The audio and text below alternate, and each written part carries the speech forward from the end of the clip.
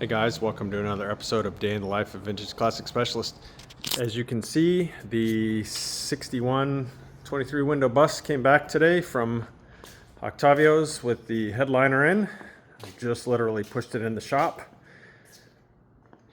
And I must say, it looks good. Of course, this is not surprising. These guys are the best. So if anyone needs interior work done on a bus or bug or Carmen Ghia, these are your guys. I mean, look at that. It is perfect. Not easy either on these buses with the sliding ragtop. Get them to look like that. Yeah. So, time to get back to work on this bus. Well, not time like tonight, but in general, yeah. Now that we've got it back in our shop, those of you that watch regularly probably remember the front suspension's pretty much together for this bus. A bunch of other stuff powder coated and stuff like that. So yeah, it's gonna start to go together pretty fast.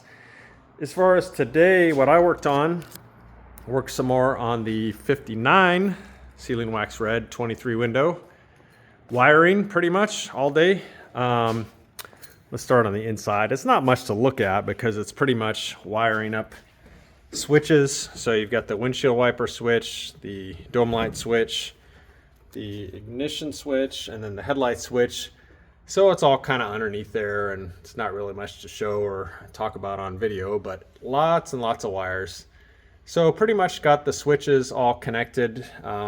We don't have a wiper motor yet, so I can't wire it in, but the wires for it, even some of them at least, are already there. So the speedometer, I'll probably go ahead and put it in tomorrow. All of its wires are pretty much here, ready and waiting.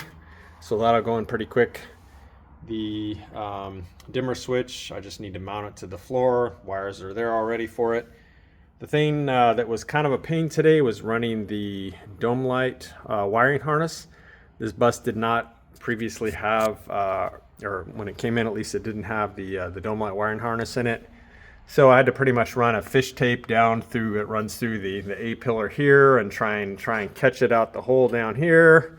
Just kind of a pain. And then it runs all along the channel here, comes out here. Another pain because there wasn't an existing wire. Normally we would just pull the new wire with the old one, but there was not a wire in here, so had to fish it from this hole here up through this channel right here, and then ultimately right there where the dome light's going to mount.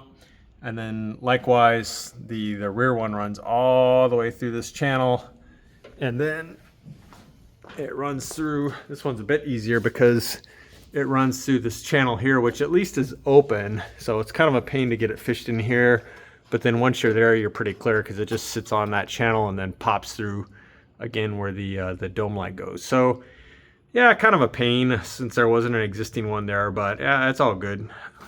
Little fish tape magic and some patience and some electrical tape, and boom, there it is. So the other thing that this bus kind of fought me with is the headlights. So you probably noticed I have one just the ring on, the other the complete assembly is in and wired and so on. The reason these fought me was that this the nose on here is new metal, and the bucket actually has the headlight bucket that the headlight sits in has a little rim around it, and that rim is should have a gap between it and the body, and it was a little tight on this one. And so what that means is that where this rim kind of, I don't know, you can see here there's like a tab right here that sticks out that way that this headlight rim catches, so that's what holds it on one side, and then it just kind of runs around the rim top and bottom, and then the screw holds it on the other side. So this is the inside.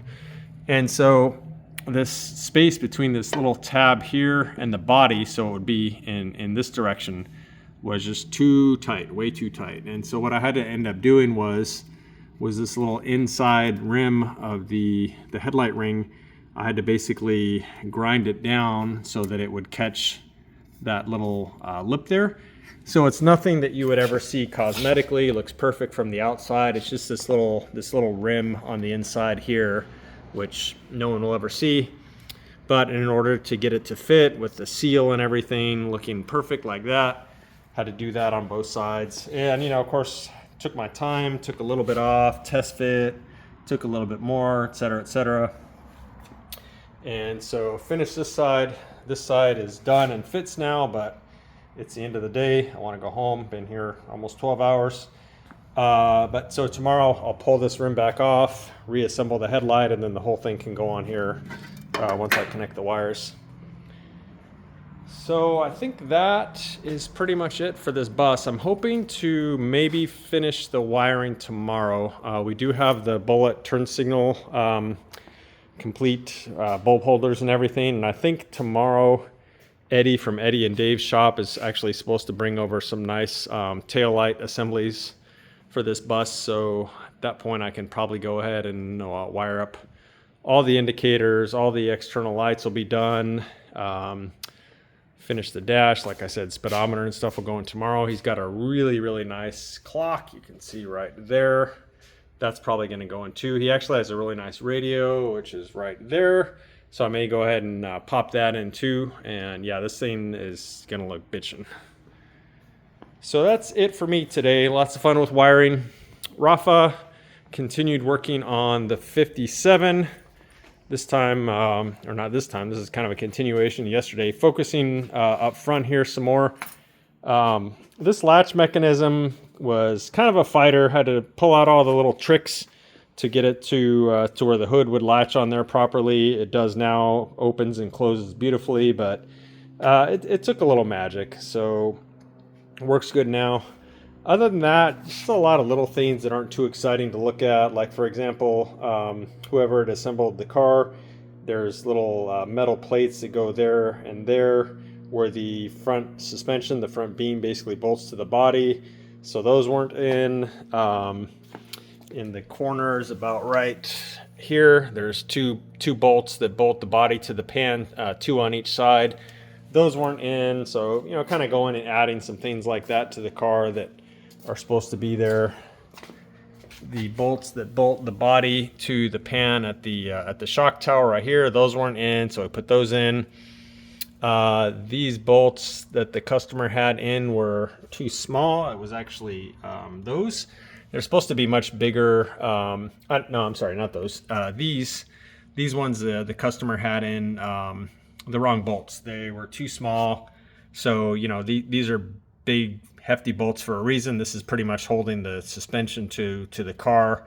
Oh, I know what it was. On these ones, they were missing the washer, so we went ahead and pulled those out, put washers in just to make it correct and, you know, distribute the load there with washers. Other than that, I think those are kind of the main things. So nothing real visually, you know, cool or whatever, but a lot of those little details, just getting them right on this car. And, you know, some of them are kind of safety issues as far as having the correct size bolts in where they go.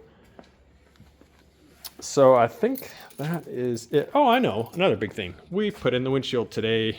Look at that, looks good. Love how these windows look with the trim and everything. These cars are so beautiful, especially with nice new trim and nice and shiny everything. So yeah, that was actually a big one. We didn't get around to bleeding the brakes, but we'll probably do that early next week. So that is it for today. Hope you guys enjoyed it. We'll see you again tomorrow, and take care. Bye.